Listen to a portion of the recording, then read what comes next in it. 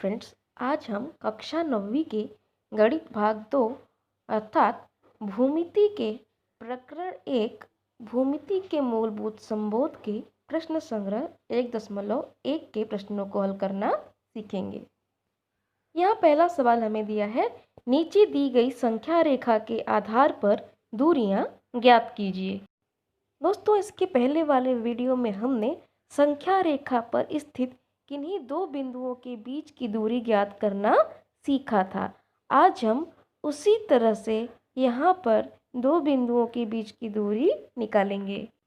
पहला सवाल है हमारा, बिंदु बी तथा ई के बीच की दूरी ज्ञात करना। संख्या रेखा पर देखने पर पता चलता है कि बिंदु बी का निर्देशांक है 2 और बिंदु ई का निर्देशांक है 5।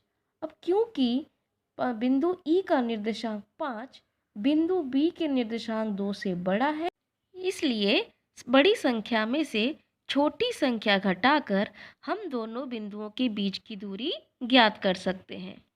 इसे हम इस प्रकार लिखेंगे, बी का निर्देशांक बराबर 2, ई का निर्देशांक बराबर 5।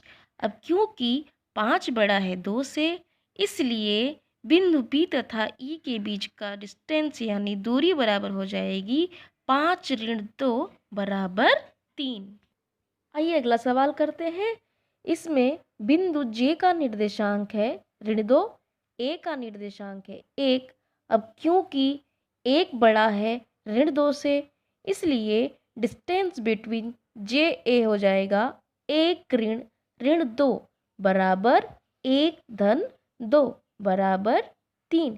यहाँ पे देखिए बच्चों, 1 ऋण 2 है और दोनों ऋण मिलकर क्या हो जाएंगे, धन हो जाएंगे, इसीलिए 1 धन 2 हो जाएगा और आंसर मिलेगा हमें 3। तीसरे सवाल में बिंदु पी का निर्देशांक है ऋण 4, बिंदु सी का निर्देशांक है 3। अब क्योंकि 3 बड़ा है ऋण 4 से, इसलिए डिस्टेंस बिटवीन पी सी बराबर हो जाएगा 3 ऋण 4 बराबर 3 धन 4 बराबर 7। चौथा सवाल, बिंदु जे का निर्देशांक है ऋण 2, बिंदु एच का निर्देशांक है ऋण 1। अब क्योंकि ऋण 1 बड़ा है ऋण 2 से, इसलिए distance between J and H हो जाएगा ऋण 1 ऋण 2 बराबर ऋण 1 धन 2 बराबर 1। अब पांचवा सवाल, डिस्टेंस के ओ निकालना है। यहाँ बिंदु के का निर्देशांक है ऋण 3, बिंदु ओ का निर्देशांक है 0। क्योंकि 0 बड़ा है ऋण 3 से, इसलिए डिस्टेंस बिटवीन बिंदु के एंड ओ हो जाएगा 0 माइनस 3 और यहाँ माइनस माइनस हो जाएगा प्लस, इसलिए डिस्टेंस बिटवीन के ओ बराबर हो जाएगा +3 यानी 3। छठवें सवाल में बिंदु ओ का निर्देशांक है 0, बिंदु ई का निर्देशांक है 5। अब क्योंकि 5 बड़ा है 0 से, इसलिए डिस्टेंस बिटवीन ओ एंड ई हो जाएगा 5 ऋण 0, इसलिए डिस्टेंस बिटवीन ओ ई हो जाएगा 5। सातवें सवाल में बिंदु पी का निर्देशांक है ऋण 4, बिंदु जे का निर्देशांक है ऋण 2। अब क्योंकि ऋण 2 बड़ा है ऋण 4 से, इसलिए डिस्टेंस बिटवीन पी जे हो जाएगा ऋण 2 ऋण 4 बराबर ऋण 2 धन 4 बराबर 2। आठवां सवाल, आठवें सवाल में बिंदु क्यू का निर्देशांक है ऋण 5, बिंदु बी का निर्देशांक है 2। अब क्योंकि 2 बड़ा है ऋण 5 से, इसलिए डिस्टेंस बिटवीन क्यू बी बराबर हो जाएगा 2 ऋण 5 बराबर 7। अब यहाँ पे देखिए दोस्तों, ऋण क्या हो गए, धन हो गए, इसलिए 2 धन 5 बराबर आंसर क्या मिलेगा हमें, 7। अगला सवाल है, बिंदु ए का निर्देशांक x तथा बिंदु बी का निर्देशांक y है, तो निम्नलिखित प्रश्नों में डिस्टेंस ए बी ज्ञात कीजिए। दोस्तों, यहाँ पे बिंदु a बराबर x दिया है और b बराबर y दिया है और हमको a तथा b के बीच की दूरी ज्ञात करनी है। पहला सवाल दिया है x बराबर 1, y बराबर 7। अब क्योंकि 7 बड़ा है 1 से, अर्थात y बड़ा है x से, इसलिए डिस्टेंस बिटवीन ए बी अर्थात बिंदु ए तथा बी के बीच की दूरी बराबर हो जाएगी y ऋण x बराबर 7 ऋण 1 बराबर 6। दूसरा सवाल है x बराबर 6 y बराबर ऋण 2। अब यहाँ पर 6 बड़ा है ऋण 2 से, इसलिए डिस्टेंस बिटवीन ए बी बराबर हो जाएगा x माइनस वाई अर्थात 6 ऋण 2 बराबर 6 धन 2 बराबर 8। डिस्टेंस बिटवीन ए बी हो जाएगा 8।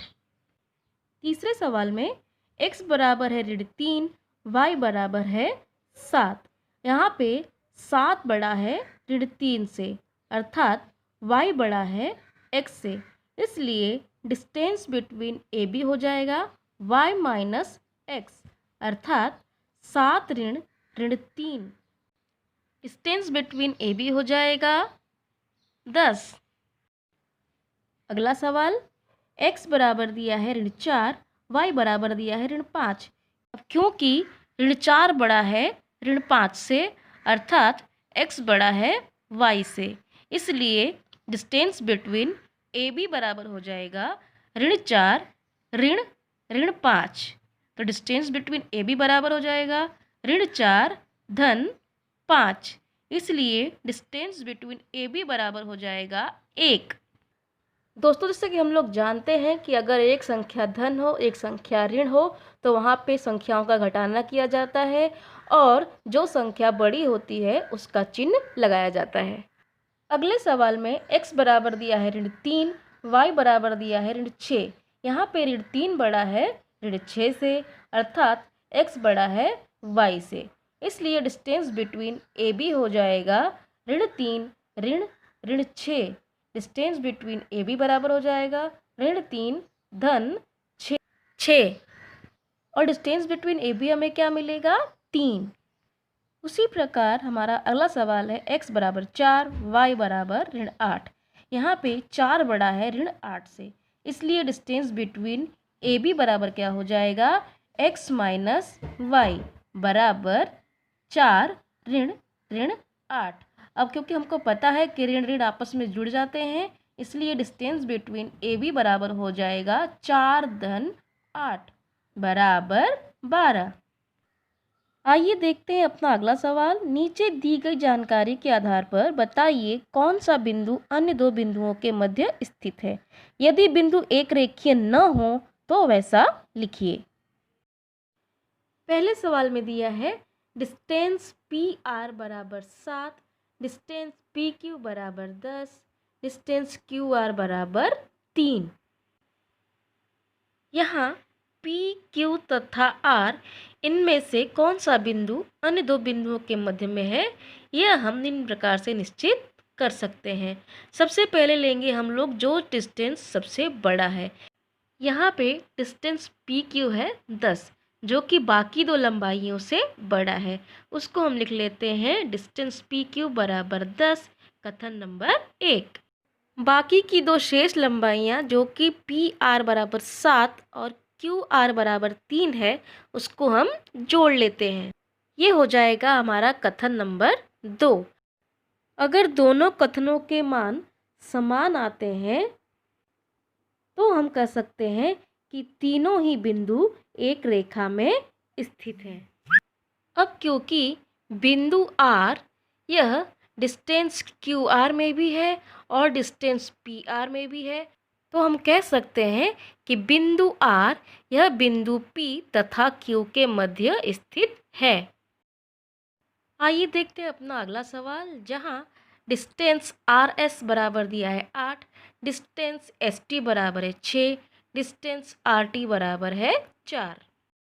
बिंदु RS तथा T में से कौन सा बिंदु मध्य में स्थित है, ये हम निम्न प्रकार से ज्ञात कर सकते हैं। सबसे पहले जो सबसे बड़ी लंबाई है डिस्टेंस RS बराबर 8, उसे हम कथन नंबर 1 करके लिख लेते हैं।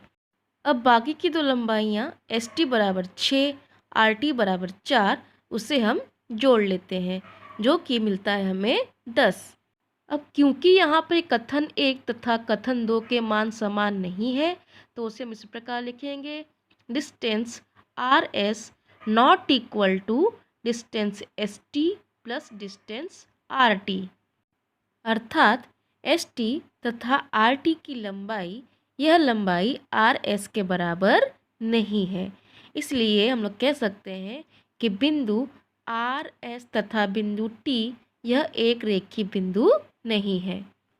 आइए देखते हैं अपना अगला सवाल, जहां दूरी ए बी बराबर है 16, दूरी सी ए की लंबाई है 9, दूरी बी सी की लंबाई है 7। अब यहाँ बिंदु ए बी तथा सी, इनमें से कौन सा बिंदु अन्य दो बिंदुओं के मध्य में है, यह निम्न प्रकार से निश्चित कर सकते हैं। सबसे पहले बड़ी वाली लंबाई डिस्टेंस ए बी बराबर 16 लिखेंगे, यह है हमारा कथन नंबर 1। फिर बाकी की दो लंबाइयों का योगफल लिखेंगे, जो कि होगा हमारा कथन नंबर 2। अब क्योंकि कथन 1 तथा कथन 2 के मान समान हैं, तो हम लोग कह सकते हैं कि तीनों बिंदु एक रेखा में हैं। क्योंकि बिंदु सी दूरी सी ए तथा दूरी बी सी दोनों में स्थित है, इसलिए हम लोग कह सकते हैं कि बिंदु सी यह बिंदु ए तथा बी के मध्य में स्थित है। आइए देखते हैं अपना अगला सवाल, जहां दूरी एल एम बराबर है 11, दूरी एम एन बराबर है 12, दूरी एन एल ए बराबर 8। यहाँ बिंदु एल एम तथा एन, इनमें से कौन सा बिंदु अन्य दो बिंदुओं के मध्य में है या एक रेखीय है, ये हम निम्न प्रकार से निश्चित कर सकते हैं। सबसे पहले लिखेंगे दूरी एम एन बराबर 12, जो कि है कथन नंबर 1। फिर दूरी एल एम तथा दूरी एन एल का योगफल लिखेंगे, जो कि होगा कथन नंबर 2। अब चूंकि कथन 1 तथा कथन 2 का मान समान नहीं है, इसलिए हम कह सकते हैं कि बिंदु एल एम तथा एन ये एक रेखीय बिंदु नहीं है। आइए देखते हैं अपना अगला सवाल, जहां दूरी एक्स वाई बराबर है 15, दूरी वाई जेड बराबर है 7 और दूरी एक्स जेड बराबर है 8। यहाँ एक्स वाई तथा जेड, इनमें से कौन सा बिंदु अन्य दो बिंदुओं के मध्य है, ये निम्न प्रकार से निश्चित कर सकते हैं। सबसे पहले लेंगे हम लोग दूरी एक्स वाई बराबर 15, जो कि होगा कथन नंबर 1। फिर बाकी की दो लंबाइयों का योगफल लिखेंगे, जैसे दूरी वाई जेड धन दूरी एक्स जेड बराबर 7 धन 8 बराबर 15, और ये होगा हमारा कथन नंबर 2। कथन 1 तथा कथन 2 का मान समान है, इसलिए हम लोग कह सकते हैं कि बिंदु एक्स वाई तथा जेड तीनों एक रेखीय बिंदु हैं।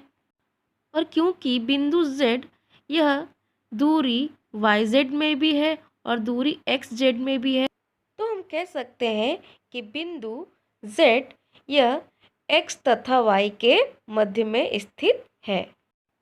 आइए देखते हैं अपना अगला सवाल, जहां डिस्टेंस डी ई बराबर है 5, डिस्टेंस ई एफ बराबर है 8, डिस्टेंस डी एफ बराबर है 6।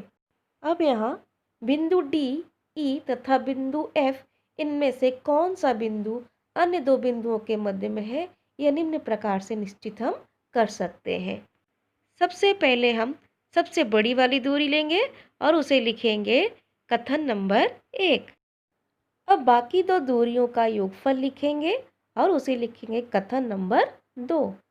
अब क्योंकि कथन 1 तथा कथन 2 का मान समान नहीं है, तो हम लोग कह सकते हैं कि बिंदु डी, बिंदु ई तथा बिंदु एफ यह एक रेखीय बिंदु नहीं है। दोस्तों आज के लिए बस इतना ही, बाकी के सवाल अपने अगले वीडियो में करेंगे। तब तक के लिए बाय बाय।